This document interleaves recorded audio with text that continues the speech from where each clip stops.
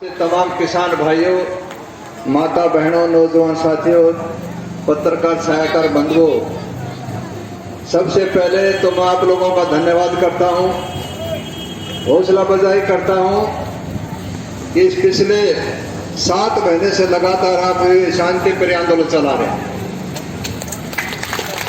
और इस आंदोलन को चलाने में हिंदुस्तान की राजनीति में चौधरी महेंद्र सिंह टिकैत भी कहते थे कि किसान आंदोलन को कामयाब करने के लिए हरियाणा का सहयोग बहुत जरूरी है, बगैर हरियाणा के आंदोलन नहीं चलेगा। और मुझे इस टोल पर यह कहने में भी कोई संकोच नहीं है कि हरियाणा में आंदोलन बगैर जींद डिस्ट्रिक्ट के बगैर हो ही नहीं सकता। लेकिन जब जब भी आंदोलन किया, आप लोगों ने कामयाबी मिली, तन मन धन से हर एक का सहयोग किया, लेकिन जो जींद जिले को मिलना चाहिए था वो मिला नहीं। हर बार आपसे धोखा मिला, जो मिलना चाहिए था वो मिला नहीं। तो मैं भाइयों को कहना चाहता हूं, अब की बार एक कसम जरूर खा लो।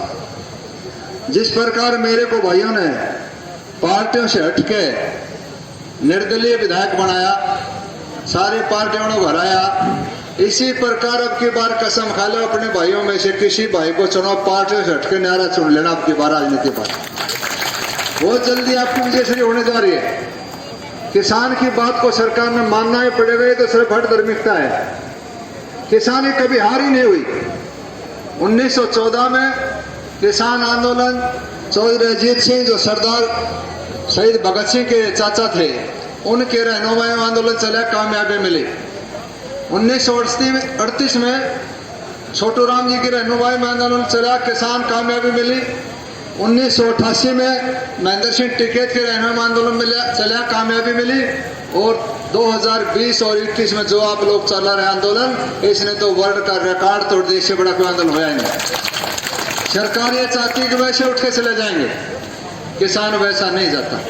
मैं भाइयों को एक प्रार्थना करना चाहता हूं, एक कसम खा लो, जीत का सिर्फ एक मूल मंत्र है कि भाई शांति प्रिय जिस प्रकार चलते रहना।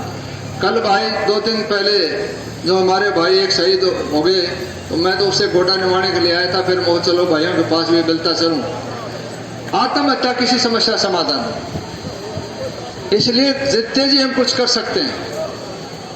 तमाम मेरे भाइयों से प्रार्थना है, आओ ऐसे में आके छो में आके आत्महत्या न करें। बड़ा पाप आत्महत्या कर, हम ठोक के वैसे लड़ाई लड़ रहे, दमन पड़े साथ लड़े, सरकार को झुकना पड़ेगा। तो मेरी भाइयों से प्रार्थना है। दूसरी एक और प्रार्थना है कि जाति पाति सब क्या को खत्म करके 36 बरादरी के जो सरकार चाहती है, जो जाट आंदोलन, किसान आंदोलन, इसको पाड़ने की कोशिश करती है, एक कसम खा लो कि हम 36 बरादरी के भाई, कोई जाति पाति नहीं है। कसम खा लो, एक रहना है।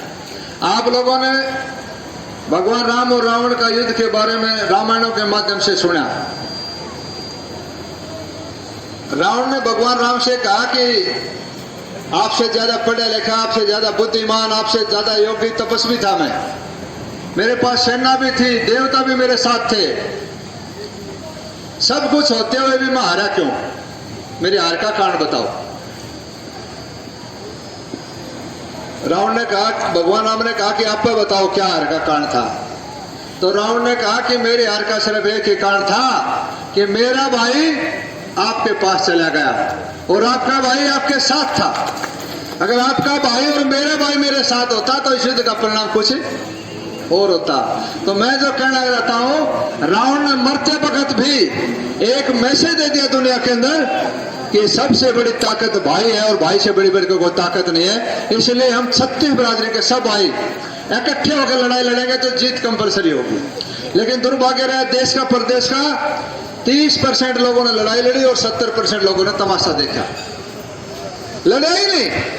मोहम्मद गजनवी ने दिल्ली के ऊपर अटैक किया, उस टाइम उसके पास सैनिक थे 11,000 और दिल्ली की संख्या कितनी थी? 77,000।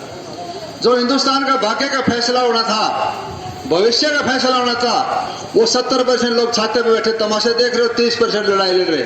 मेरे बुजुर्गों भाई 11,000 ने 77,000 को हरा दिया। ये हमारी कमजोरी थी। इसलिए अभी भी कुछ भाई सोच रहे हैं ये सिर्फ किसानों का आंदोलन है, जाटों का आंदोलन है। जो दूसरे भाई जो बैठे हैं, मैं उनको कहना चाहता हूं, जिस प्रकार कसाई मुर्गे रखता है काटने के लिए पिंजरे के अंदर, और कसाई उस एक मुर्गे को पकड़ता है तो फड़फड़ाता आवाज करता है, चिल्लाता है। बाकी 49 दाना चुगड़े में मशगूल रहते हैं, लेकिन उनको ये नहीं पता कि आज इसका नंबर है 49 का भी आना है। जमींदार तो थोड़े बहुत दाने रख लेगा अपने घर में, सबसे ज्यादा खरा माटी होगी तो गरीब और मजदूर जो दूसरे जो भाई हैं उनकी होगी। उनको ये पता होना चाहिए सरकार ने क्या सिस्टम बनाया, हर तरह से खत्म करने का काम करे है। जिस प्रकार जो बीपीएल कार्ड वाले भाई थे, इनसे कहा कि तुम्हारे को मटिया तेल नहीं मिलेगा, तुम्हारे को गैस पे सिलेंडर पे सब्सिडी दे देंगे। मटिया तेल गायब, सब्सिडी दी 2-3 महीना 4 महीना, उसके बाद वो सब्सिडी गायब। और अभी नई जो पॉलिसी लाए हैं उसके अंदर सरसों का तेल देती थी सरकार, अब की बार कह दिया तुम्हारे को 250 रुपये मिलेगा, वो तेल भी गायब। आहिस्ता आहिस्ता जिस प्रकार ये बड़े जो बना रहे हैं गोदाम, ये सब सौदे को खा जाएंगे।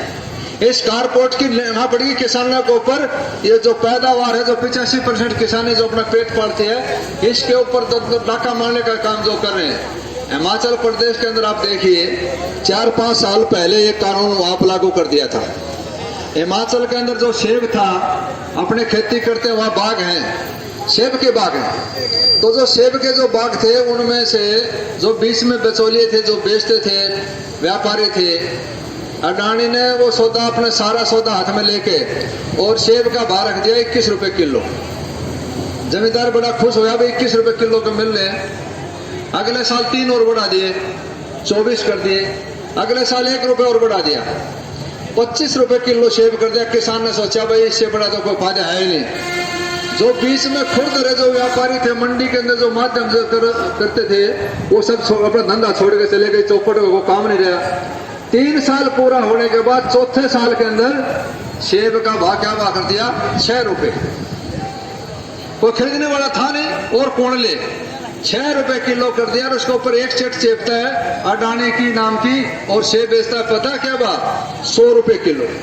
कहाँ 6 कहाँ 100। और उसके बावजूद भी 6 में भी जो खरीदा, उसके अंदर भी जो इसके बिचौलिए थे, जो किसान और अडानी के बीच में दलाली करते थे, मेरे बुजुर्गों भाई 200 करोड़ का कमन कर दिया।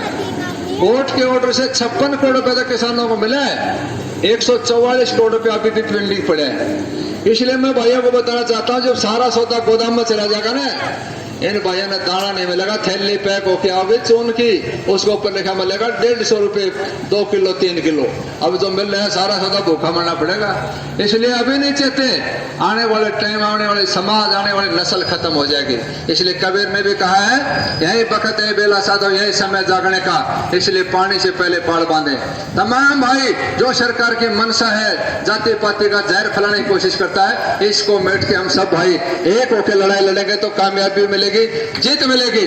और मैं तो ये कहना चाहता हूं कि आप लोगों से बहुत बड़ी ताकत, जिन जिले से हमें बहुत बड़ी ताकत, हम तो बागड़ी आदमी हैं, आप लोगों से सीख के आपके कंधे से कंधा मिला के लग रहे हैं। दूसरी बात और मैं बताना चाहता हूं, जो राजनीतिक भाई उनसे भी कहना चाहता हूं, ये परमानेंट सौदा नहीं है। 2 दिन की, 4 दिन की, साल 2 साल, उसके बाद में जिस दिन मंत्री बना जाएगा उस दिन ड्राइवर और बॉडीगार्ड रोड पर छोड़ के जाएंगे, बॉडीगार्ड और ड्राइवर रोड पर छोड़ के जाएंगे। उस दिन सारा भी भाइयों ने देना और लास्ट में 5 लकड़ी भी भाइयों ने देनी। इसलिए मैं तो कहता हूँ अभी टाइम है भाइयों के बीच में आके कंधे से कंधा मिला के अपनी आवाज, इस किसान की आवाज की लड़ाई की लड़नी चाहिए। कब मिलता है मौका, कभी भाग्य से मौका मिलता है। इसलिए भाई मैं तो सब खुश, मेरे को तो भगवान ने ठाट कर रखा, मुझे कोई मलाल नहीं। एक आपको बताना चाहता हूँ, जो 2 भी आपको दिखा रहे हूँ।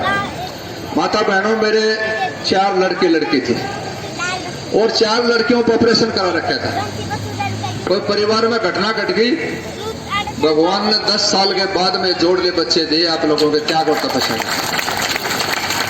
भगवान किसी की तपस्या को फल रखता नहीं, सबको देता है। जो पिछले 7 महीने से आप साधना कर रहे हैं, 80,000 साल तपस्या साधु संत करते हैं, उससे भी बड़ी तपस्या है ये लोग जो आप 7 महीने से बैठ रहे हैं। पूरी सर्दी चलेगी, गर्मी चलेगी, बारिश आने वाली है, और उसके बाद भी सरकार के जू नहीं रेंग रही। सरकार को झुकना पड़ेगा, सरकार को किसान की बात को मानना पड़ेगा। बड़े बड़े फन्ने खा होकर चले गए, धरती को तोड़ने वाले चलेंगे, तो कहते क्या, मैं भाइयों को भरोसा दिलाना चाहता हूँ। हर एक भाई ने कल स्टेटमेंट भी दिया था, अखबार में आज आ रही है कि ये राजनीति करने वाले बैठे हैं। मैं तो कहना चाहता हूँ, ये जो कितने किसान भाई बैठे सारे राजनीति करें, क्या किसी के पट्टानामा लिख रखे है? कहाँ लिख रखे है? लोकतंत्र के अंदर सबको हक है जीने का, सबको इलेक्शन लड़ने का।